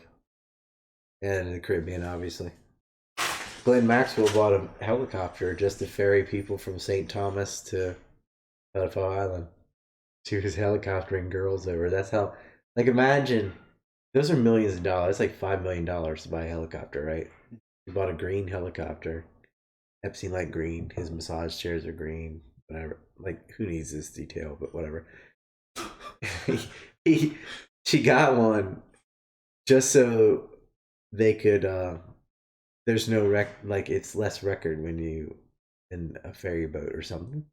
So she would go to get him to fly into St. Thomas, get him on a helicopter, and then they had a helipad and everything on Epstein Island, Little St. Jeffrey's. And you know what happened to him after that. But a lot of their victims, like the ones who've spoken out, like Virginia Roberts, Maria Farmer, these are Americans and they speak English. They had some bad situation, whatever. But a lot of them are like little girls from Ukraine, or Estonia, or places like this. They'd take their passport. They couldn't or barely could speak English. They had no recourse. They're afraid if they say anything, they're going to die. And they just took the shut up money. But not all of them. That's why he got nailed. That, and he had all this beef with Trump, and suddenly that guy became president. Didn't see that coming. Black Swan. Bam. But that doesn't compromise Trump, the fact that his association with the Kushners? Well, it's kind of like rival gangs. Both are bad, but they are against each other, and one beat the other one. I still take it as a W when one of them goes down. Like, of the two, I'll take Trump over Wexner's clan all day. Wexner? The financier of Epstein. Like, Epstein's not... Wexner's really the main dude. Epstein was just a face? Epstein is a cutout, yeah. So who's Leslie Wexner? You're saying that this guy... This is the Don. This is the boss. This is the underboss, yeah. This is... Actually, this is the boss. That's the underboss. Maxwell was above Epstein? Maxwell was worse than him. And according to all his victims, she was the scary one, and she was worse. She's the recruiter. Epstein was probably worse than the white-collar crime, but as far as the raping, yeah, she was worse than him. So who's Leslie Wexner? Leslie Wexner is a Zionist billionaire. If you look at the Wexner Foundation, pushing for the Iraq War and every other Zionist cause. If you watch Numek and you rewatch it, I've seen it twice already. Rabbi Herbert Friedman from the Jewish Agency is the founder and co-president of the Wexner Foundation. So its origins are the same people from the Sonborn Institute that stole uranium formed the Wexner Foundation, which Epstein was a trustee of, and it was a way of giving salaries to people, bullshit salaries, but the real reason was working for interest. And that's our time up. Thank you. Thanks, Ryan Thanks Dawson. so much. Family man. I am. All the way from Asia, the Creativity Kit team is running smoothly. I just did a call today for an hour and talked to everybody, gave a lesson about making money online. I'm traveling with people who make money from e-commerce. That's why I've added new professors for web design, e-commerce, content creation. We have a call every single day teaching you how to make money, and the network in there is impressive. These people really want to get to it, so if you want to find like-minded people, click the link in the description and join the Creativity Kit now.